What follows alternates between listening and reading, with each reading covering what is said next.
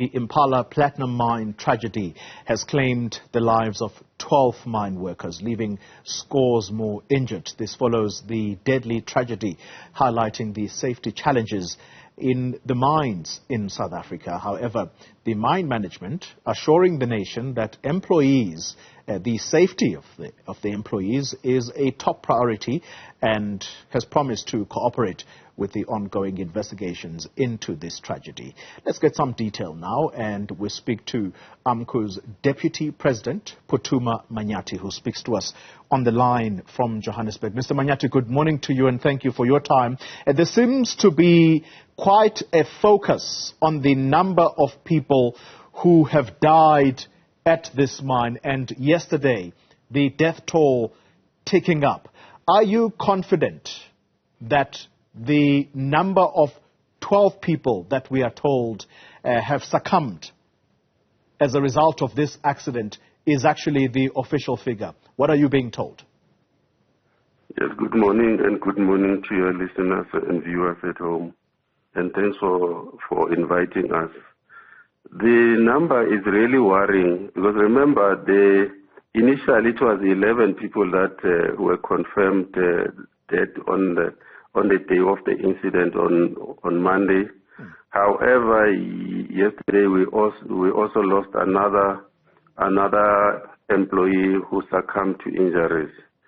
Now the challenge that is very difficult to say whether the number is not going to grow, because we don't know the extent of the injuries. And the worrying factor is that, remember, there were 75 of them that were hospitalized for various kinds of injuries. Now, we're all praying and hoping that that number doesn't grow. Unfortunately, we now have one that we have actually lost. So we all just crossing our fingers that somehow they pull it through those injuries. That means then, Mr. Manyathi, we have to perhaps focus the attention on the people who are in hospital. Not that we want any more people to die as a result of this, but the important message here, or perhaps the focus of the attention, is the extent of their injuries. What can you tell us about those? Have you been able to visit the various hospitals we are told that they are being treated? Yes, yesterday we sent our team, our price leadership and staff leadership to various hospitals around the area. So they went there. So we will be meeting today to get a comprehensive report as to say how are they doing. But remember, we also have the issue of the families, that sometimes you need to give them space and respect them. You cannot just go ahead without getting the approval from the community, from the family. Yeah. That is where the issue was. But after we've been given the go-ahead by those families, and we are now together in grieving and also visiting those that are in hospitals. Yeah. So we will be giving you more details this afternoon once we got a full report from everyone that went and visited them. Unfortunately, I could not go personally, but the entire team was there. Okay. We know now, Mr. Manyathi, that it's been a couple of days since this tragic incident occurred, and the union, AMCU, through your president, you were on the ground a few days ago to find out exactly what happened. We are aware that there may have been an in-loco inspection that would have been conducted. Are you aware of what that logbook or that service book has told about how this incident may have occurred? No, because normally and procedurally, there was supposed to be a pre-loco on Monday.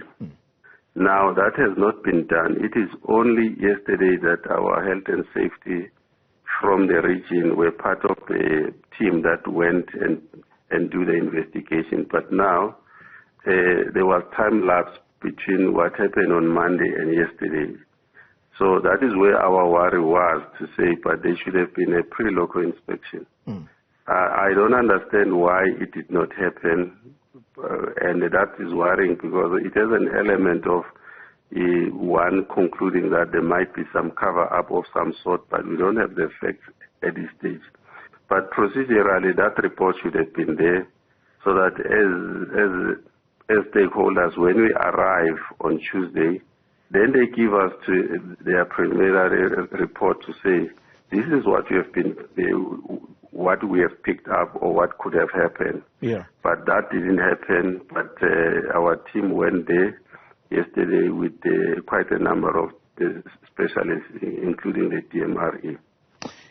Your response, the very response that you have just given, it sounds as though you are suspicious, as you put it in your words, that there might be, and I stress those words, there might be some kind of cover-up. Let's take a listen, Mr. Manyathi, to one of the employees who was actually underground on the same night of the incident. But he says their shift ended a little earlier. In fact, it perhaps didn't end early. Let's not put words in his mouth. Let's take a listen exactly to what he had to tell this channel yesterday.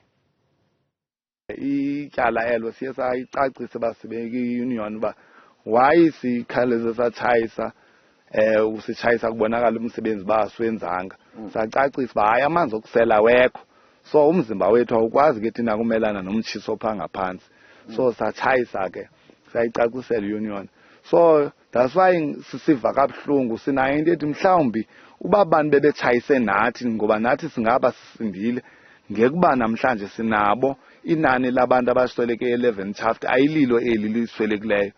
Because ayilo xesha lotshayisa kule shaft eliya kutshayiswe ngalo kuze kusweleka ababantu ibingelo xesha labo loba befana ba bayatshayisa ixesha lethu lotshayisa pha e1911 yi12:30. Mr. Manyathi, I'm hoping that you were able to make sense of that. Let me quickly sum it up for those who may not be fluent in the language of Xhosa. What the worker is saying is that they actually demanded that they leave underground much earlier because they discovered that there was no drinking water underground, and if there is no drinking water, procedurally, workers are not supposed to go down there. And that's why I'm asking you about the in-loco inspection as to what it has told you thus far, but you are saying that that has been conducted a little later. What do you make of these initial comments? Yeah, you know, there's quite a lot of things that happened before that incident. And if you hear from what that comrade is saying, he's actually telling us about the build-up towards the incident. Because the issue of the water is also a problem because it has to do with safety issues there.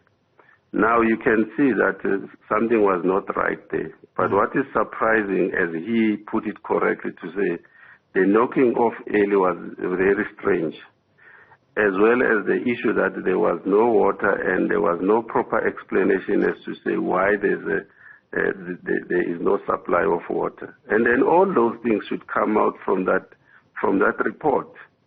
Because that is very strange that they can knock off early, there's no water. It tells you that something was not working somewhere, somehow. And that whatever was not working then led to this incident.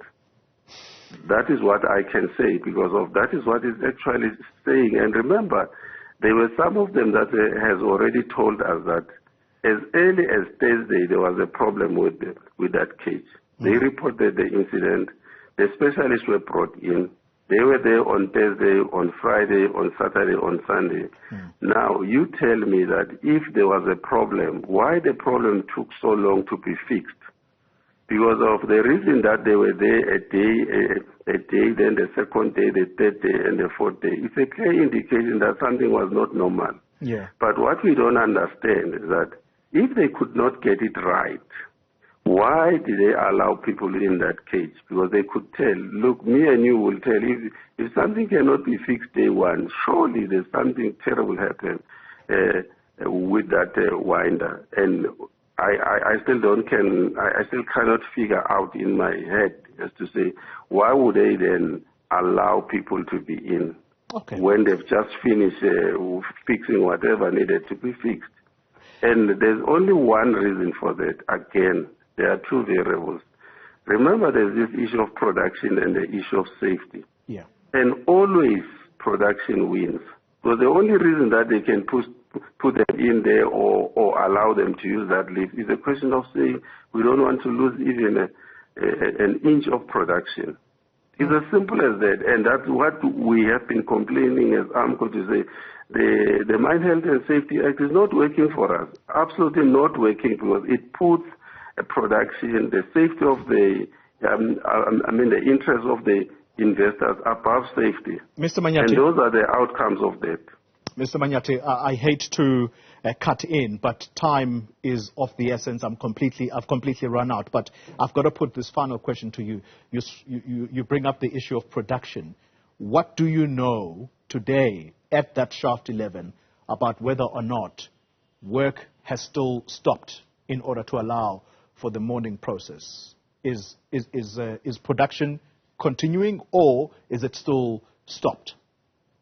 It is stopped. And that's what we have actually said to the company, to say, look, we have 12 of our comrades lost here, and there are families still coming. So there's no way you can have any form of production in any of your shafts. It's not just the only shaft affected, because everybody is affected directly or indirectly. All right. How can we then have a party decide whereas there's a funeral next door? It cannot be possible. Mr. Phuthuma Manyathi is the Deputy President of the Majority Union at Impala Platinum, AMCU. Thank you very much for your time, sir.